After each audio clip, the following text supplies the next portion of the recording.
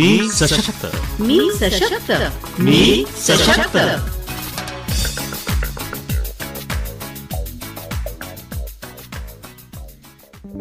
असे दांडगी इच्छा ज्याची, मार्ग तयाला मिळती 70.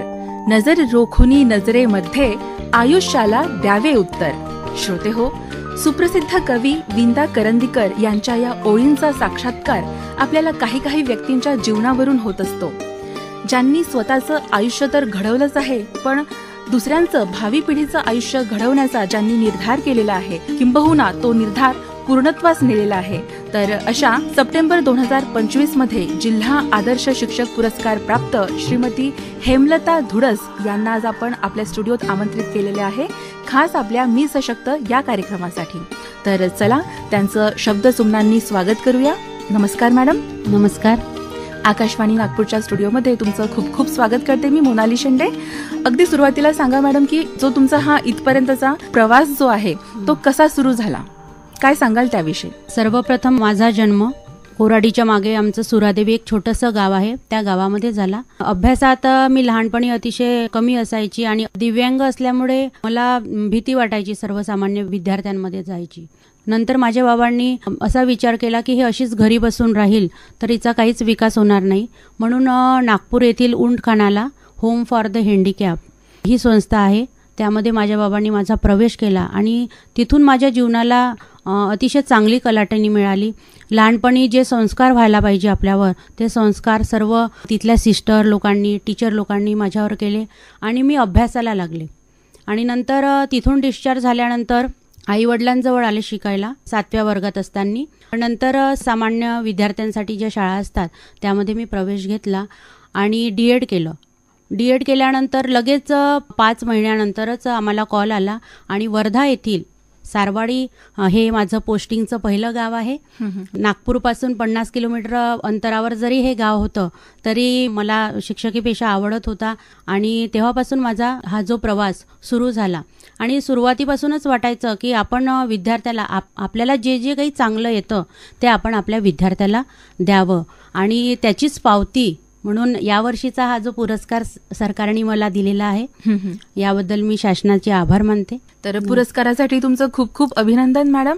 आता मला सांगा, तुम्ही दिव्यांगत्व तुम्हाला आहे तर हे कधीपासून, म्हणजे जन्मजात आहे की काही दुर्घटना घडली होती? पोलिओचे डोस न दिल्या कारणाने 1 वर्षाची असताना त्या काळामध्ये अवेअरनेस नव्हतं इतकं आणि त्यामध्ये पोलिओ मला या आजाराने ग्रासलं आणि त्यामुळे माझा हा जो उजवा पाय आहे तो त्यामध्ये दिव्यांग झाले. माझं दिव्यांगाचं हे प्रमाण 63% आहे. मग या दिव्यांगत्वामुळे दैनंदिन कामकाजामध्ये आणि तुमच्या लाईफमध्ये खूप अडचणी आल्या असतील, खूप आव्हानं आली असतील? येतात ना मॅडम. आपल्या जीवनात सकाळची सुरुवात ही आव्हानापासूनच होते. बरोबर. कोणतेही काम करायला गेलं की कसं होईल, पायरी उतरायची आहे तर विचार येतो, कोणी पाहुणे आले तर त्यांना पाणी न्यायचं आहे, काही सामान न्यायचं आहे, तर म्हणजे आव्हानं असतात. पण त्या आव्हानाला न घाबरता मी आतापर्यंत माझा हा प्रवास यशस्वीपणे करत आलेली आहे. तुमचं बालपण कसं होतं? मग बालपणामध्ये तुम्ही ही गोष्ट, ही नकारात्मक तुमची जी बाजू आहे ती तुम्ही कशी ऍक्सेप्ट केली? जेव्हा मला त्या हॉस्टेलमध्ये टाकण्यात आलेलं होतं तेव्हा माझ्यासारखे बरेचसे दिव्यांग मुलं तिथे होते.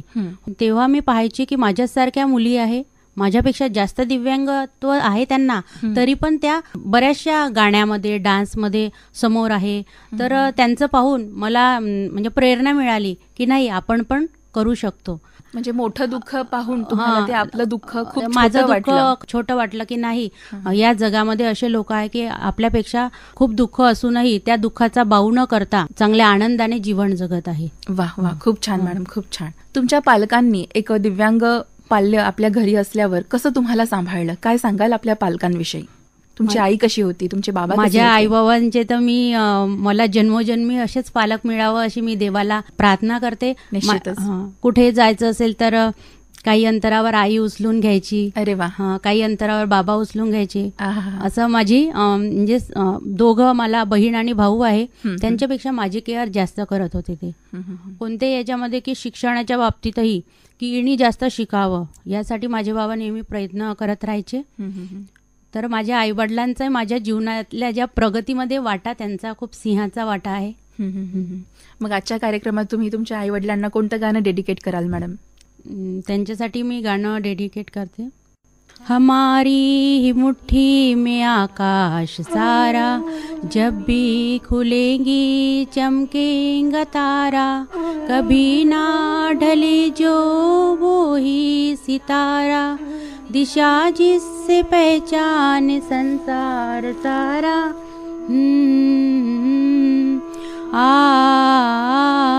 हथेली पे रेखा है जो अधूरी, किसने लिखी है नहीं जानना है, सुलझाने उनको ना आएगा कोई, समझना है उनको ये अपना कर्म है।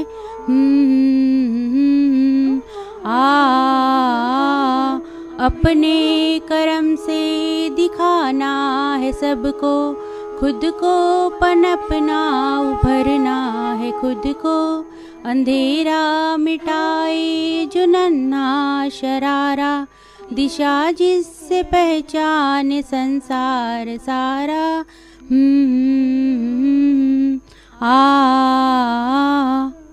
खूप छान मॅडम, खूप छान. म्हणजे आई वडिलांविषयीची एक कृतज्ञता तुमच्या या गीतांमधून झळकत आहे आणि आमच्या श्रोत्यांना नक्कीच ती उमगत असेल.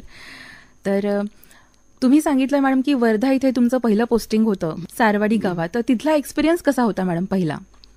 तिथला कारण तुम्ही आतापर्यंत सुरक्षित वातावरणात राहिलेल्या होत्या एका NGO मध्ये, त्याच्यानंतर घरी, पण आता तुम्ही बाहेरच्या जगात प्रवेश केलेला होता, तर काय काय तुम्हाला अडचणी आल्यात? त्या गावामध्ये जी जिल्हा परिषदची शाळा होती त्याच्या पायऱ्या दगडाच्या होत्या आणि त्या मला चढायलाच इतका त्रास व्हायचा. मग तिथे आमचे जे HM होते गाकरे सर, त्यांना माझी व्यथा दिसली की चालताना मला त्रास होतो, साडी वगैरे घालायची तेव्हा, तर सरांनी तिथे रॅम्प बनवून दिला मला. वाह वाह, म्हणजे ती सुगमता तुम्हाला प्रदान केली. तेव्हा साडी घालणं कंपल्सरी होतं, पण सरांनी सांगितलं की मॅडम तुम्हाला त्रास होतो तर तुम्ही ड्रेसही घालून आल्या तरी चालेल. शिक्षिका आणि साडी हे एक अचूक समीकरण आहे. तर सर मला खूप सांभाळून घ्यायचे आणि रॅम्पच्या बाजूचाच वर्ग त्यांनी मग मला अध्यापनासाठी उपलब्ध करून दिला. वा वा, खूप छान अनुभव म्हणजे तुम्हाला सारवाडी या जिल्हा परिषदच्या शाळेमधून प्राप्त झाला. मुलं कसे होते तिथले? तिथे मुलं खूप शार्प होती मॅडम, आणि तिथे मी 10 वर्ष राहिले आणि त्या गावातल्या लोकांशी आताही आमचे घरगुती संबंध आहे. तिथलं कोणताही कार्यक्रम असला की ते आम्हाला आवर्जून बोलवतात. म्हणजे एक प्रकारे एक ऋणानुबंध तुमचा प्रस्थापित झालेला आहे त्या गावकऱ्यांसोबत. आणि माझ्या या जीवन प्रवासामध्ये आणखी मला प्रेरणास्थान म्हणजे माझे मिस्टर आहे.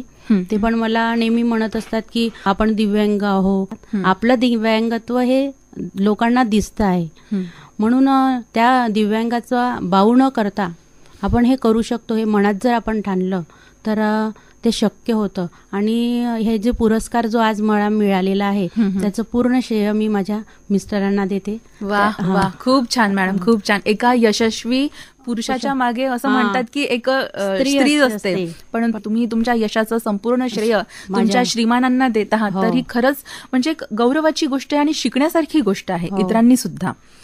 तर तुमचे श्रीमान काय करतात मॅडम? ते सहाय्यक शिक्षक आहे जिल्हा परिषद शाळा आंबेडकर नगरला. ते नेहमी मला सांगत असतात हे कर, तुला आवडतं. तर मला गाण्याची आवड असल्यामुळे गाण्याचे क्लास लाव.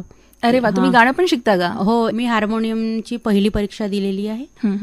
मॅडम, मग तुम्ही दोघंही दिव्यांग आहात, मग घर, शाळा, संसार, मुलाबाळांचं, तर हा खूप कसरत होत असेल तुमची, तर तो तुम्ही समतोल कसा साधता? मदत करतात ते मला. आपलं डस्टिंग करण्यामध्ये, काही सिलेंडर लावायचा आहे तर ती वजनी वस्तू मला उचलायला त्रास होतो, अशा वेळी ते मला मदत, जे अवघड कामं आहे ते माझे मिस्टर करतात.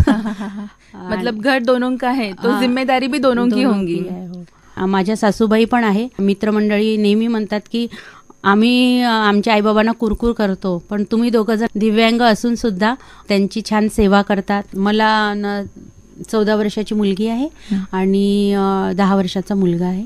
माझे मुलं खूपच सुंदर आहे. सगळेजण म्हणतात की देवानी तुम्हाला दिव्यांगत्व दिलं तेव्हा कमतरता दिली, पण तुम्हाला इतके सुंदर मुलं देऊन देवानी ती कमतरता पूर्ण केलेली आहे. माझ्या मुलांना बघून बरेच लोक आपलं मत व्यक्त करतात. वा, खूप छान. म्हणजे एक आदर्श तुम्ही इतरांसमोर असा प्रस्थापित केलेला आहे.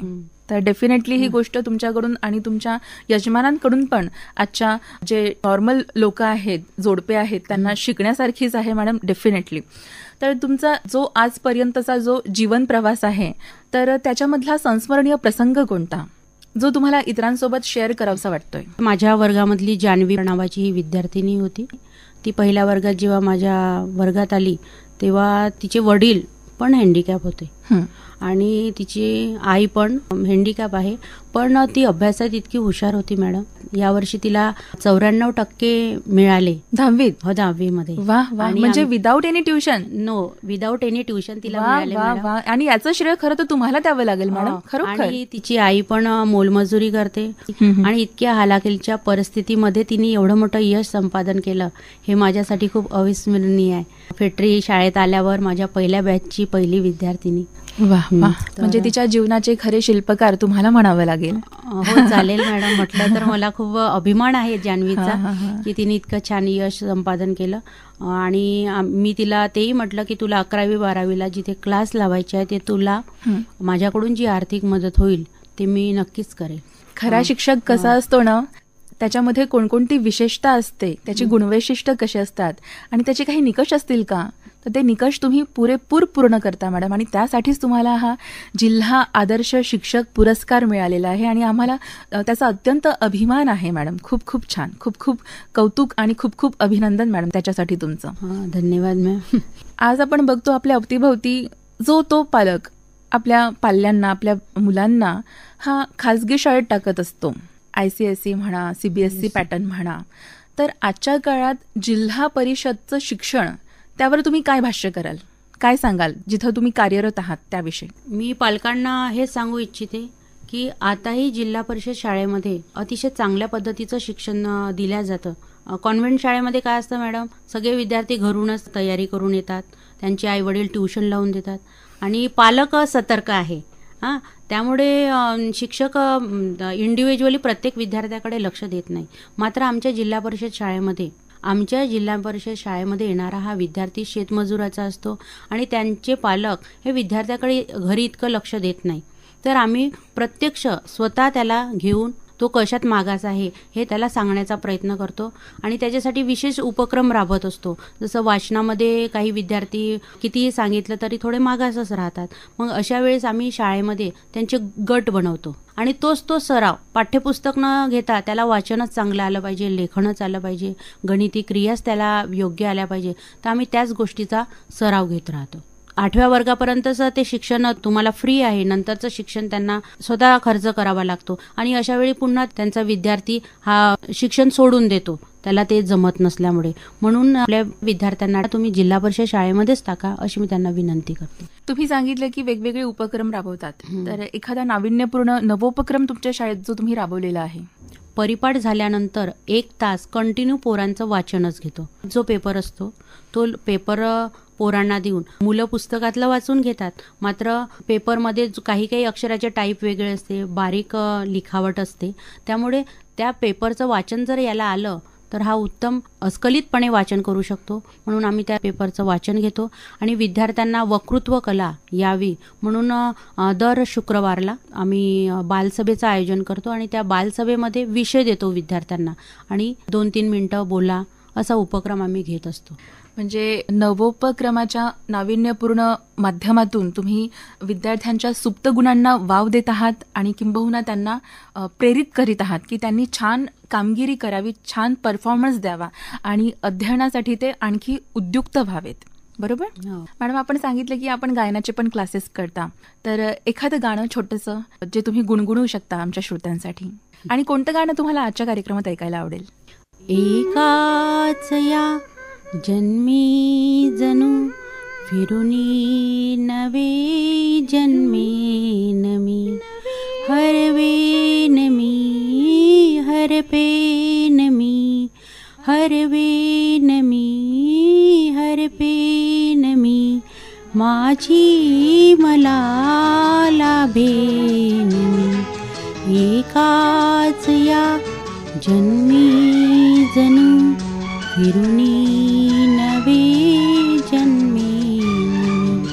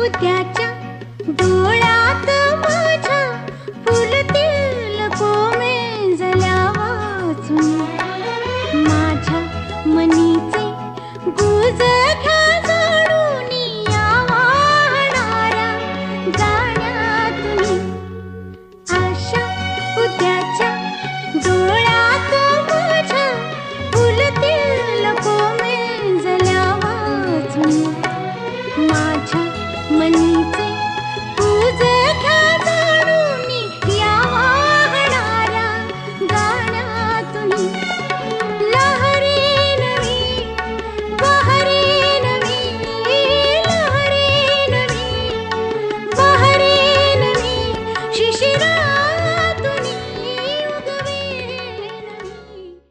जिल्हा आदर्श शिक्षक पुरस्कार जेव्हा तुम्हाला मिळाला यंदाचा, तेव्हा तुमचा पर्सनल एक्सपिरियन्स कसा होता? काय वाटलं तुम्हाला त्या क्षणी? जेव्हा मला फोन आला ऑफिसमधून की तुमची निवड झाली आहे दिव्यांग मधून जिल्हा आदर्श पुरस्कारासाठी, तेव्हा खूप आनंद झाला आणि वाटलं की आपण आतापर्यंत जे कार्य करत आलो आहोत त्याची छान पावती आपल्याला मिळालेली आहे आणि एक जबाबदारी आली की आता आपण आदर्श आहो, समाजासाठी आदर्श आहो आणि आपल्याला आदर्श या शब्दामध्ये खरं उतरायचं आहे आणि पुढे जी वाटचाल आहे ती सुद्धा अजून चांगली, समाजासाठी आपण अजून काय चांगलं करता येईल हे आलं मनात आणि त्यासाठी खंबीर झाले अजून की नाही आता आपल्याला समोर जायचं आहे, मागे परतून बघायचं नाही.